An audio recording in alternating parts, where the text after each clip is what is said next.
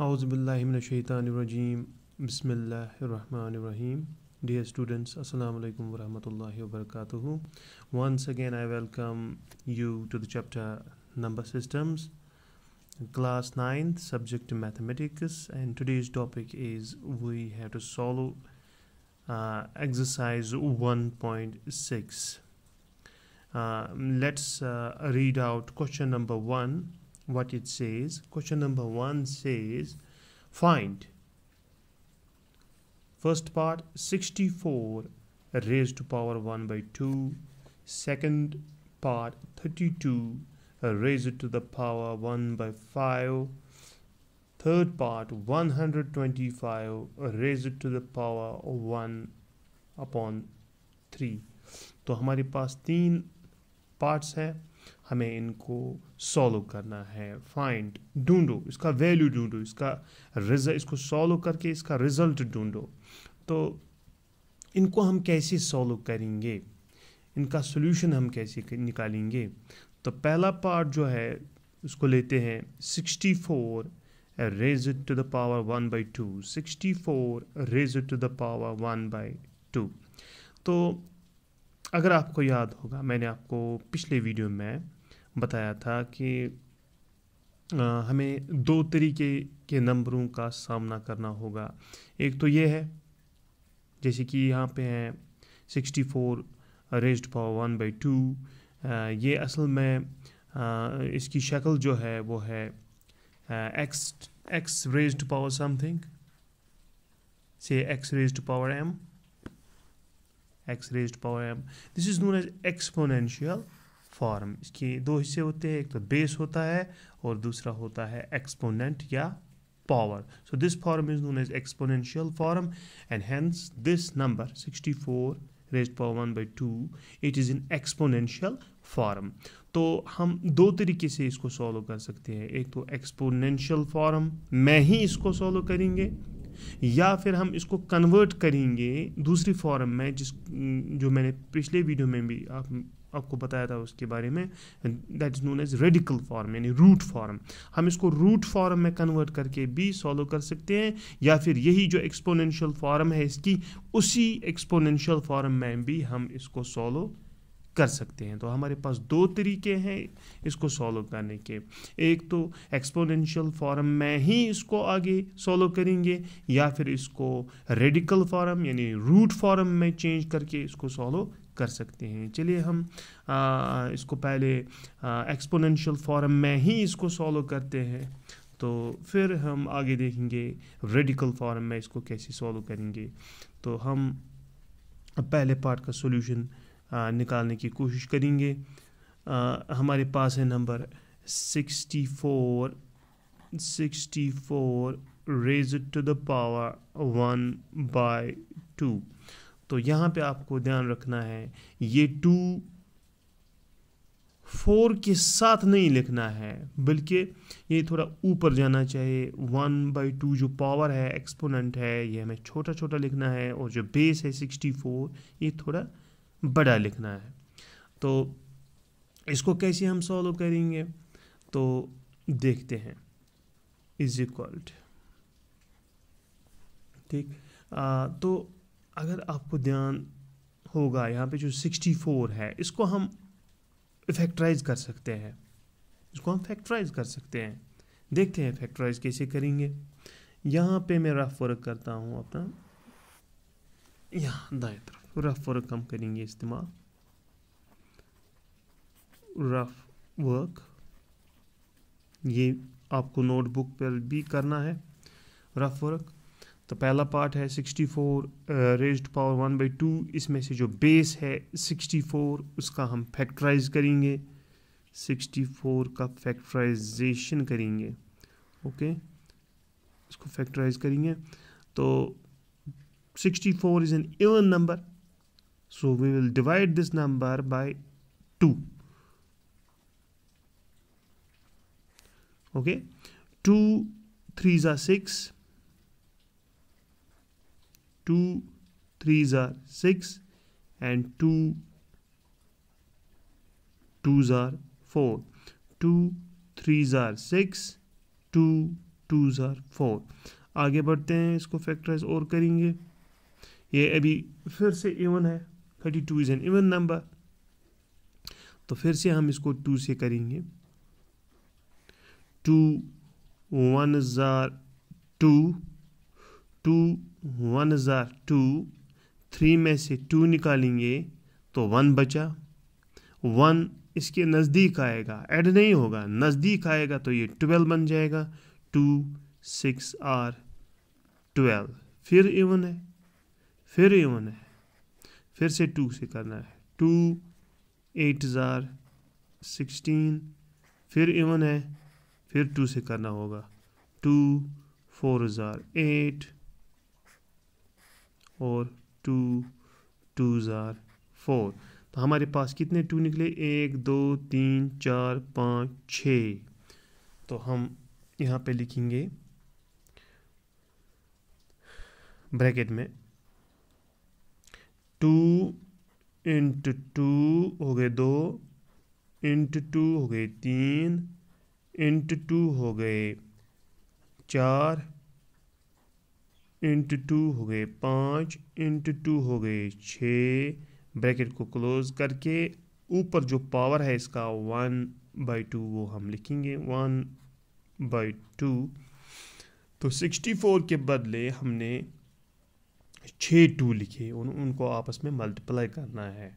तो पावर तो अपनी जगह रहेगा 1/2, 1/2। ये तो होल पावर है इन सब का, इन सभी 2s का ये पावर है। ओके, आगे बढ़ते हैं। तो यहाँ पे हम क्या करेंगे, ये 2 कितनी बार है? 6 बार। तो क्या हम ऐसे नहीं लिख सकते हैं 2 रेज्ड पावर 6?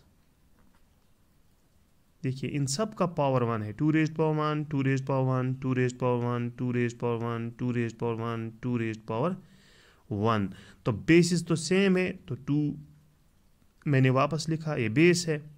और अगर हम इनके पावर्स को ऐड करेंगे, क्योंकि हर एक 2 का पावर है 1 1 1, 6 बार है, तो इनको ऐड करेंगे 6, 1 को 6 बार ऐड करेंगे तो 6 निकलेगा, यानी 2 रेज्ड पावर 6। 2 is 6 times.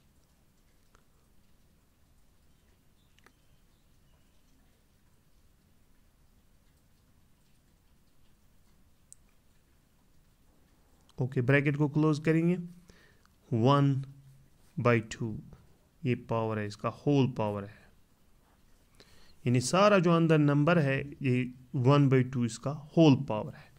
तो यहाँ पे आगे बढ़ते हैं। 2 ये बेस है, इसको हम वापस लिखेंगे 2 को। और क्या आपको नहीं लगता है कि 6 और 1/2 का मल्टीप्लाई होगा? अगर आपको याद होगा, हमने एक थर्ड लॉ हमने पढ़ा था। मैं यहाँ पे लिखता हूँ थर्ड लॉ था कि x raised power m, then we have whole raised power n, x raised power m whole raised power n। इसको हम इस तरीके से भी लिख सकते हैं, यानी x बेस हमें सेम रखनी है और इन जो दो पावर्स है इनको मल्टीप्लाई करना है, यानी m into n, x raised power m into n, यानी ये जो दो पावर्स दिख रहे हैं इनको मल्टीप्लाई करना है। इसी तरीके से हमें यहाँ पे दो पावर्स दिखाई दे रहे हैं, एक तो 6 है और दूसरा है 1/2, तो इनका भी मल्टीप्लाई होगा। तो बेस तो सेम रहेगी 2 और पावर यहाँ पे ऊपर 6 रहेगा इंटू 1/2। तो हमने यहाँ पे एक लॉ इस्तेमाल किया, वो ये है जो मैंने यहाँ पे लिख के रखा है, x raised power m whole raised power n, that means x raised power m into n, यानी इन दो एक्सपोनेंट्स का मल्टीप्लाई होगा आपस में। ठीक, अब आगे बढ़ते हैं, इसको सॉल्व करने की कोशिश करते हैं। तो 2 हम वापस लिखेंगे, 6 का मल्टीप्लाई 1 के साथ होगा 6 1 जार 6 डिवाइड बाई 2, ये पावर 2 है और ये बेस 2 है, ठीक है। ये 2 इस 2 के साथ नहीं मिलना चाहिए। तो देखते हैं हमारा जवाब क्या निकलता है। 2 तो बेस है, इसको ऐसे ही रखेंगे। और ये जो पावर है 6/2, इनका आपस में कैंसिलेशन होगा। जैसे 2 1 ज़ा 2, 2 3 ज़ा 6, 2 1 ज़ा 2, 2 3 ज़ा 6, दैट मीन्स 3/1, और 3/1 का मतलब हुआ 3। तो हम यहाँ पे 3 लिखेंगे पावर, यानी 2 रेज़ टू पावर 3। ये 3 कैसा है, मैंने 6 और 2, ये जो 6 डिवाइड बाई 2 जो पावर था, इनकी कैंसिलेशन आपस में की। 2 1 ज़ा 2, 2 3 ज़ा 6, that means 3/1, and 3/1 means 3. So we have got 2 raised to power 3, and 2 raised to power 3 means 2 into 2 into 2. 2 raised to power 3 means 2 into 2 into 2, and that is equal to 2 2s are 4 2s are 8. So our answer is 8. So 64 raised to power 1 by 2 is actually equal to 8. And we have used the third law, that is x raised to power m whole raised to power n is equal to x raised to power m into n. उसके लिए हमें 64 को factorise करना पड़ा, 2 को 6 बार लिखना पड़ा, वही 64 होता है। तो फिर उसका अपना पावर है 1 डिवाइड बाई 2, फिर हमने 2 बेस इनकी सेम रखी 2, और इनके पावर्स जो 1 1 1 1 है 6 बार उनको ऐड किया, तो 6 2 raised power 6 whole raised power 1/2। तो इनको हमने ये लॉ इस्तेमाल किया, थर्ड लॉ इस्तेमाल किया, तो ये बन गया 2 रेज़्ड पावर 6 इंटू 1/2, जो कि 2 रेज़्ड पावर 6/2 बन गया। फिर 6 और 2, 6 डिवाइड बाई 2 जो पावर है, इनको हमने आपस में कैंसिलेशन किया, तो वहाँ पे 3 निकला, यानी 2 रेज़्ड पावर 3, बेस तो वही रहेगी, इज इक्वल टू 2 को 3 दफ़ा लिखेंगे और इनको आपस में मल्टीप्लाई करेंगे, 2 इंटू 2 इंटू 2, 2 2 ज़ा 4 2 ज़ा 8। इस तरीके से ये पहला पार्ट हमारा सॉल्व हो गया। तो नेक्स्ट सेकंड पार्ट हम सॉल्व करने की कोशिश करेंगे। सेकंड पार्ट देखते हैं, दूसरा पार्ट क्या है हमारे पास। दूसरा पार्ट है 32 raised power 1/5, 32 raised to power 1/5।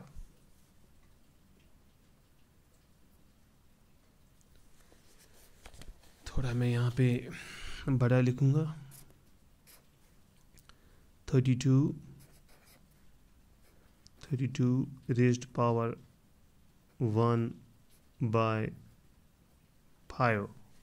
इसको सॉल्व करते हैं, तो सॉल्यूशन में हमें इसको वापस लिखना होगा। पहले 32 raised to power 1/5 is equal, तो यहाँ पे हम 32 को फैक्टराइज करेंगे, 32 को फैक्टराइज करेंगे,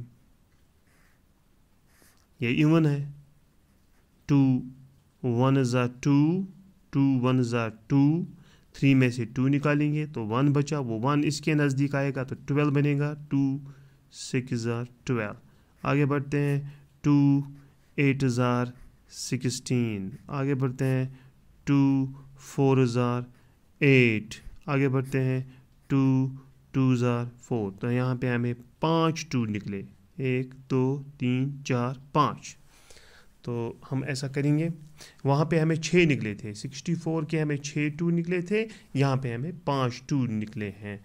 तो हम ऐसा करेंगे, ब्रैकेट स्टार्ट करेंगे और 5 दफ़ा हम 2 लिखेंगे, 2 इंटू 2 इंटू 2 इंटू 2 इंटू 2, मगर आपस में इनका मल्टीप्लाई होगा, मगर इसका खुद भी पावर है, वो है 1/5, 1/5। ओके, तो ऐसा करेंगे, ये जो 2 है ये 5 दफ़ा है, तो क्यों ना हम ब्रैकेट डाल के 2 रेज़ टू पावर 5 लिखें, ब्रैकेट क्लोज, फिर है होल रेज़ टू पावर 1/5, है ना, 1/5 इसका होल रेज़ टू पावर है, और 2 भी हमें हमारे यहाँ 5 दफ़ा है, तो 2 raise to power 5 whole raise to power 1/5। फिर से यहाँ पे एक लॉ इस्तेमाल होगा, वही थर्ड लॉ जो है वो यहाँ पर भी इस्तेमाल होगा। चलिए जी मैं यहाँ पे लिखता हूँ, 2 तो बेस सेम है, तो 5 लिखेंगे यहाँ पे, 5 इंटू 1/5, यानी ये जो दो पावर्स दिख रहे हैं इनका मल्टीप्लाई होगा। ये कैसे हमें पता चला, ये हमारे पास थर्ड लॉ है, वो क्या है, वो ये है कि अगर x का कोई पावर है, x रेज़्ड पावर m है, ठीक, x रेज़्ड पावर m है, फिर होल रेज़्ड पावर n है, ठीक, वो बराबर होता है x raised power m into n, ठीक है। तो वैसे ही हमने यहाँ पे किया, ये m था, ये n था, हमने इनको मल्टीप्लाई किया m इंटू n, तो देखते हैं क्या हमारा निकलता है। ये 2 जो बेस है इसको ऐसे ही रखेंगे, थोड़ा बड़ा लिखना है, फिर 5 1 ज़ा 5, 5 1 ज़ा 5,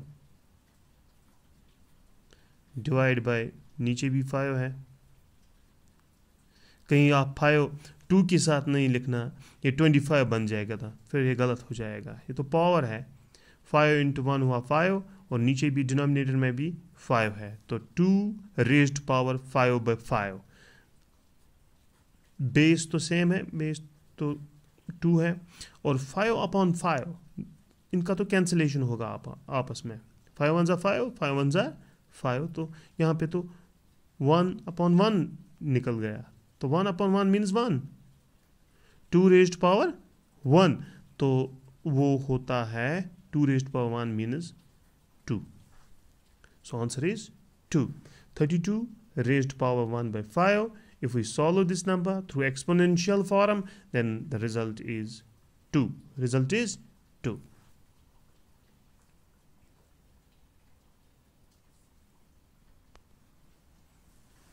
चलिए जी अब हम थर्ड पार्ट सॉल्व करेंगे, 125 रेज़्ड पावर 1/3, इसको सॉल्व करने की कोशिश करते हैं। 125 हम वापस लिखेंगे, 125, और उसका जो पावर है वो है 1 raised power 1 divide by 3, 1 divide by 3, तो इसको सॉल्व करते हैं। तो यहाँ पे हमें 125 की फैक्टराइजेशन निकालनी है, 125 की फैक्टराइजेशन निकालनी है। 125 जो है इसको 5 से होगा, 5 2 ज़ा 10, यहाँ पे 12 है, 5 2 ज़ा 10, 12 में से 10 निकालेंगे तो 2 बचा, फिर 25 बन जाएगा, 5 5 ज़ा 25, 5 2 ज़ा 10, 12 में से 10 निकालेंगे 2 बचा, फिर ये 5 नज़दीक आएगा तो 25 बन गया है, तो 5 5 5 ज़ा 25, तो यहाँ पे 3 5 निकले। तो हम ऐसा करेंगे, ब्रैकेट स्टार्ट, 125 के बदले लिखेंगे 5 इंटू 5 इंटू 5, जैसे कि यहाँ पे फैक्टराइजेशन में निकला 5 इंटू 5 इंटू 5, ब्रैकेट को क्लोज करेंगे, 1/3 इसका पावर बदस्तूर रहेगा, ठीक। इसको आगे सॉल्व करेंगे तो bracket start, 5 raised to power कितनी दफ़ा है, 3 दफ़ा है, तो 5 raised to power 3 whole raised to power 1/3, तो वो किसके बराबर है, 5 को ऐसे ही लिखेंगे वापस, और इन जो दो पावर्स है, एक तो 3 है, दूसरा है होल रेज़्ड टू पावर 1/3, इसको हम लिख सकते हैं 3 इंटू 1/3, 3 इंटू 1/3। यहाँ पे फिर से हमने यहाँ पे एक लॉ इस्तेमाल किया, that's third law, which is x raised to power m whole raised to power n is equal, है ना, यहाँ पे m है, ये n है, तो इनको हमें दोनों को मल्टीप्लाई करना है, तो थर्ड लॉ है, that is x raised power m into n, जिस तरीके से हमने पिछले 2 पार्ट्स में हमने यही थर्ड लॉ इस्तेमाल किया था, तो यहाँ पे थर्ड लॉ इस्तेमाल हुआ। तो आगे देखते हैं सॉल्व करके क्या निकलता है। तो 5 वापस लिखेंगे,